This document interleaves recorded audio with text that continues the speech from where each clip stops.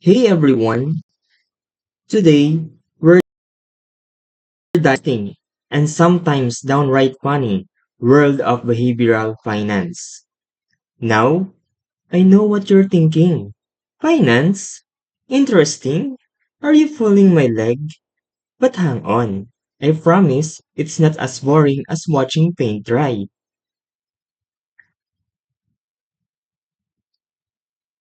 Let's be real for a second. Have you ever made a money decision that made was I thinking?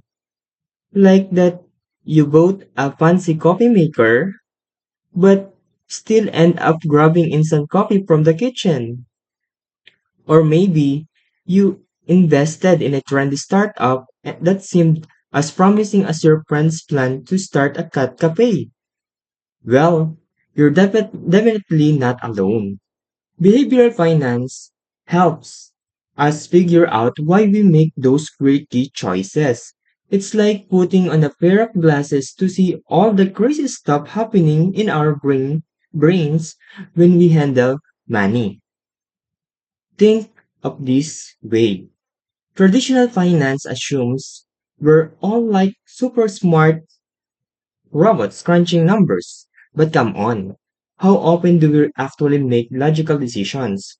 We're human, and sometimes our emotions, biases, and what our friends are doing can lead us astray. So, let's unravel some of these common biases that can trip us up financially. And I promise it it will be a lot more fun than doing your laundry. Let's get started. Alright, let's dive into some key ideas in behavioral finance. Buckle up, it's going to be a wild ride. First, we have heuristics. These are mental shortcuts that help us make decisions faster. They are handy like the 5-second rule for trap foods. But they can also lead us to make some pretty silly mistakes. Example, have you ever decided to invest in a tech startup just because it looks a lot like Apple?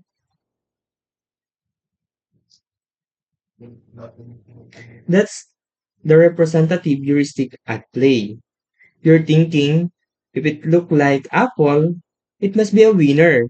But sometimes the startup is as solid as chocolate teapot or rotten apple. Then there's the availability heuristic. Imagine you hear about a friends losing money in the stock market. Suddenly, you're convinced that investing is scarier than walking through a haunted house. This fear can hold you back from making good choices, like passing up awesome investment opportunity.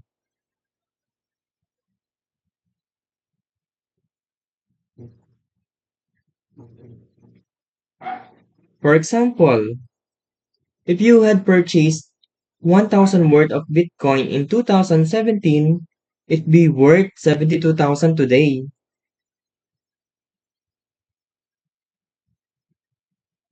Next is prospect jury.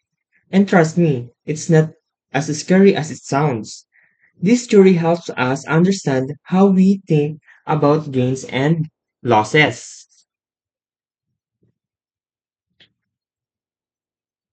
Example, imagine you're planning a beach trip with friends and you have two options for some extra spending. The first option guarantees that you'll receive 500 pesos, while the second gives you a 50% chance to get 1,000 pesos, but also a 50% chance of getting nothing. Prospect theory suggests that most people would prefer the guaranteed 500 peso rather than taking the risk, even if the other option could lead to double the amount. Why? Because our brains tend tend to favor the security of a sure gain and shy away from potential losses, even if that loss is just the chance of missing out on a bigger reward. This preference reflects how we often value certainty over potential higher gains when facing risk.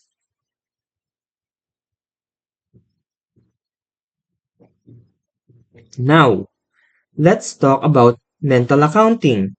This is when we treat money differently based on where it comes from on how we plan to use it. Again, this is when we treat money differently based on where it comes from and how we plan to use it. Example, say your score o- uh, 5,000 scholarship. You might think, awesome, time to have some fun, and blow it on concerts or that limited edition sneakers you've been eyeing. But if you earn 5,000 from a part-time job, same amount of money, but you might be more cautious with that money, treating it like it's your precious pet.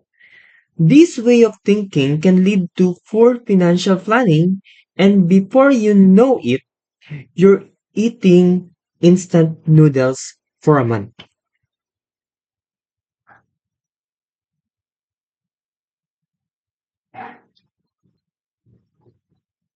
Now that we've covered some concepts, let's dive into some common cognitive biases that mess with our money decisions.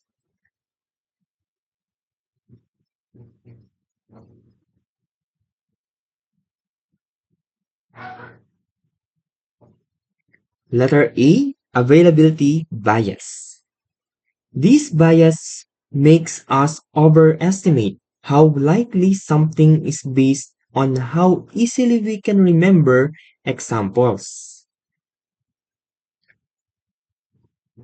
If you hear about a bunch of scams involving cryptocurrency, you might become so cautious that you decide to avoid it altogether, even if there are good options out there.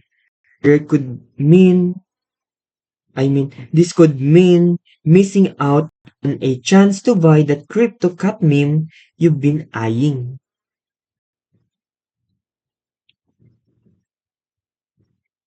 Letter B. The anchoring bias. This bias happens when we fixate on the first piece of info we see when making decision.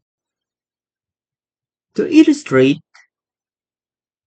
let's say you first see a laptop priced at 50,000 pesos. Later, you find one for 45,000 pesos. And you think, what a steal.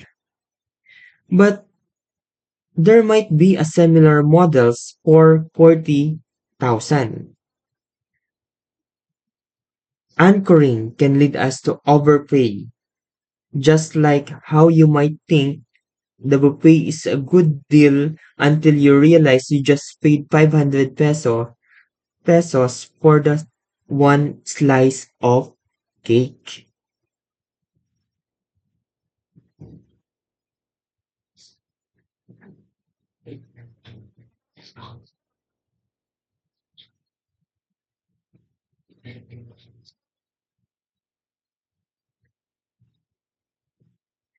Letter C, overconfidence bias. This is when we think we know more than we actually do. For example, you might read a few articles about investing and feel like a financial guru, ready to beat the market.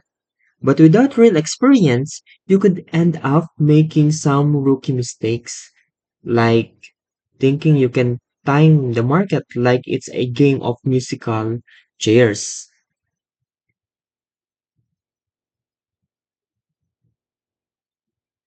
Next is the herding behavior. This is when we follow the crowd without really thinking it through. As an example, if all your friends are raving about a tech stock and investing in it, you might feel the pressure to jump on the bandwagon, even if you have no clue what it's about. This can inflate the stock price and lead to losses when the hype fizzles out, kind of like the New Year's resolution to go to the gym that lasts about a week.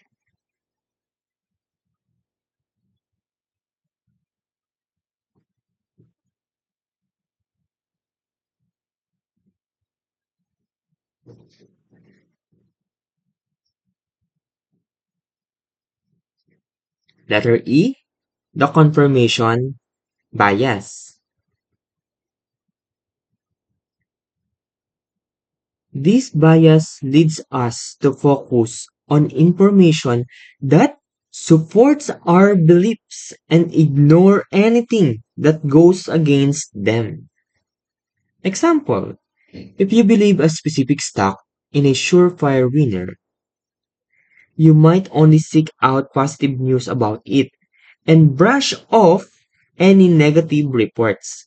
This selective thinking can lead to bad investment choices, like insisting that pineapple belongs on pizza, even when everyone else disagrees.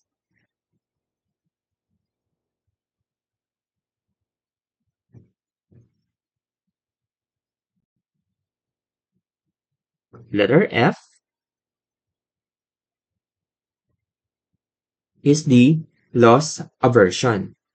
This bias tells us that losing money feels worse than gaining the same amount feels good. Imagine you buy concert ticket for 2,000 pesos and then see the same tickets for 1,500 later. You're probably thinking, I can't believe I overpaid. The pain of that loss can make you hesitant to buy anything else in the future, even if even even if it's a great or good deal.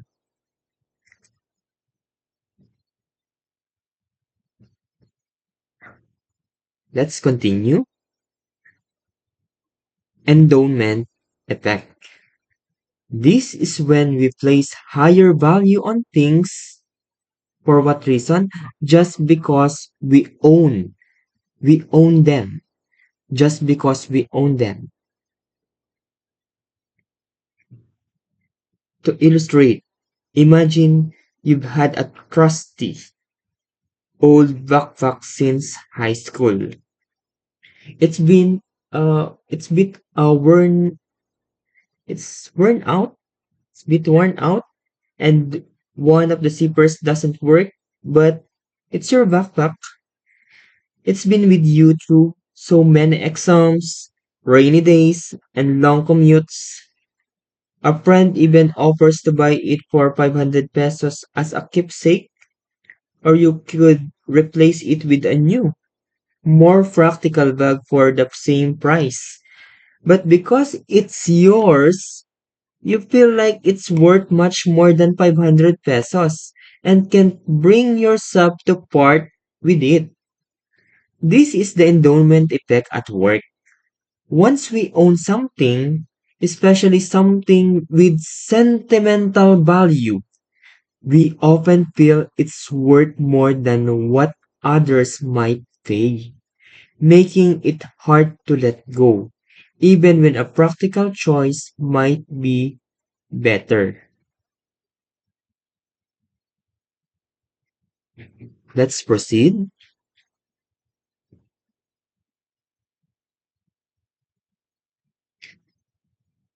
sunk cost fallacy. This bias occurs when we continue investing in something just because we put time, money, effort, even it's not working out. For example, let's say you've been playing a mobile game and spent hours and even some money on it. But now you're not really enjoying it. However, instead of quitting, you keep playing just to get your money's worth. That's the sunk cost fallacy. Sticking with something because of what you've already invested rather than considering whether it's worth it now. Its current worth, I mean.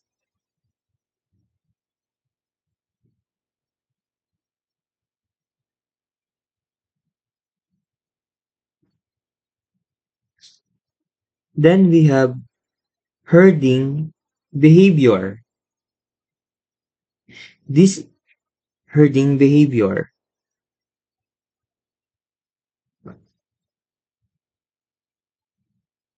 sorry, it's hindsight bias.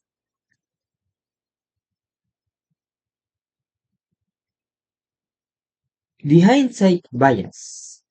This bias leads us to believe that we could have predicted an event after it has already happened.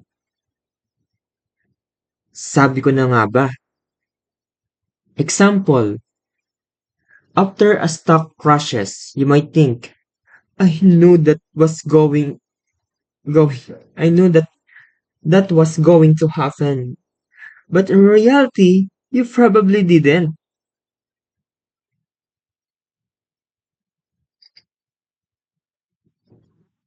Sabi ko na nga ba?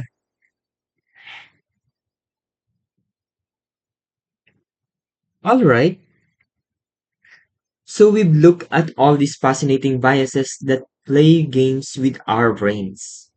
But you might be wondering, how does all of this actually show up in the real world?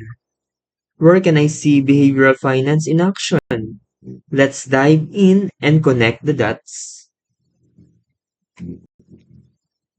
Behavioral finance in stock markets. Have you ever seen the stock market go crazy? Maybe you have heard about the GameStop frenzy, or locally there was this wave of people rushing to buy stocks or cryptocurrency, the Axie Infinity. They didn't fully understand. This is where biases like herding and overconfidence take center stage. People see others making money and think, if everyone's doing it, if everyone's doing it, it must be a good idea. If everyone's doing it, it must be a good idea. It's like those times we follow a trend because everyone say it's cool. But then we look back and think, why did I ever own this stock during the pandemics, different plans? The same thing can happen with investments. People hop on the bandwagon, prices go up, and then when the reality hits, the bubble bursts and we're left scratching our heads.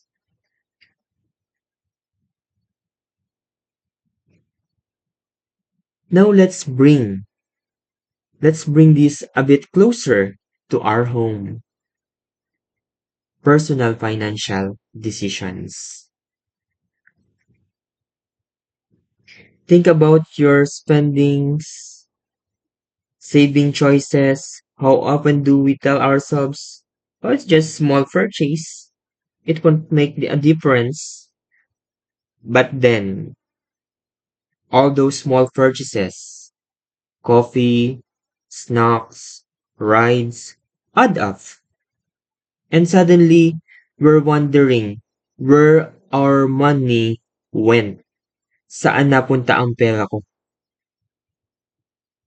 Behavioral finance shows us that we're wired to think in the moment, often at the expense of our future goals. This is not about blaming ourselves. It's about, it's about understanding our natural tendencies and finding ways to outsmart them. Imagine what we could accomplish if we could spot these habits and I mean, make just a few small changes.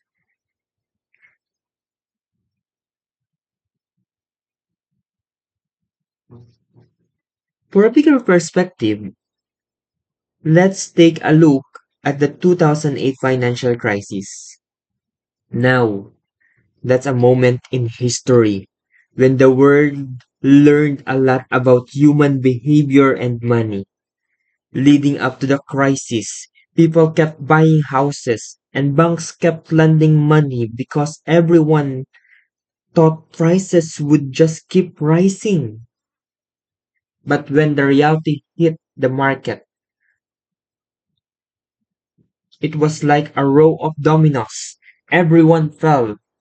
If we understand the psychology behind these decisions, we can learn from the past and avoid making the same mistakes in our lives.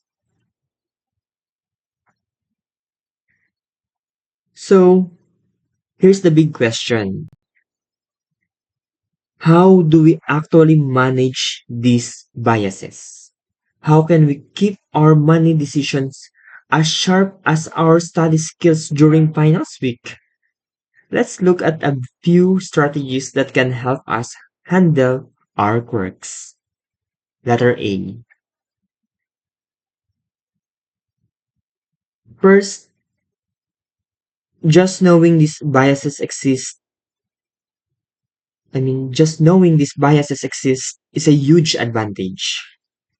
Awareness is like having personal GPS that shows you all the potential pitfalls ahead. Workshops, reading articles, even discussions like this. Every bit of knowledge helps. It's like knowing a trick exam topic is coming up. The more you know, the more prepared you'll be. If we can learn to recognize these biases, they'll lose some of their power over us. Letter B,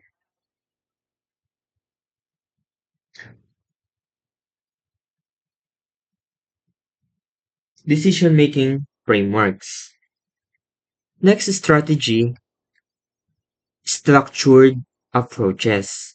When it comes to money, we often go with our the gut feeling, or the first shiny thing we see.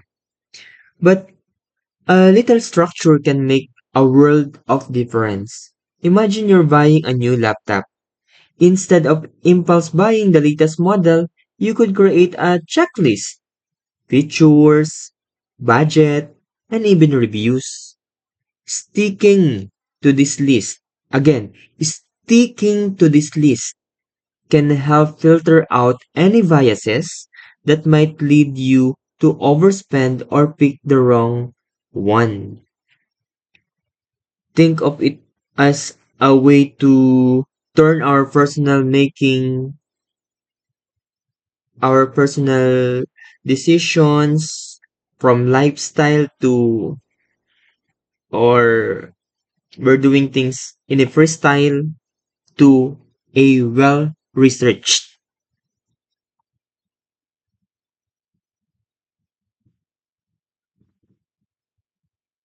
researched before you invest.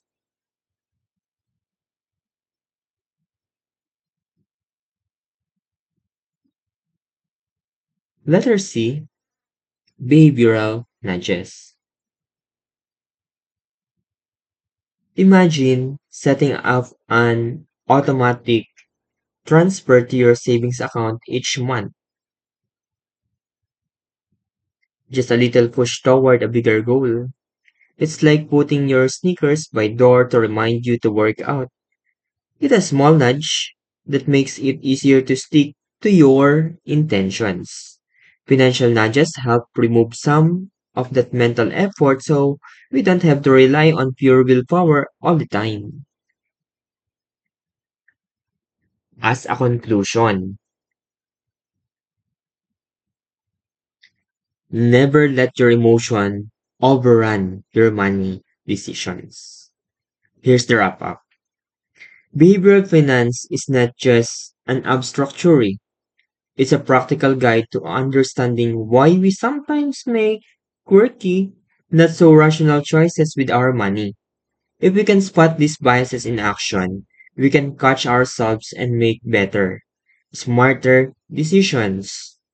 Imagine if every time we felt that little nudge to buy something impulsively or hold on a losing investment, we took a step back and asked, is this my brain playing tricks on me? Thank you for all thank you all for coming along on this journey. Now, go out there and let's beat those biases one decision at a time. Again, never let your emotions overrun your money decisions.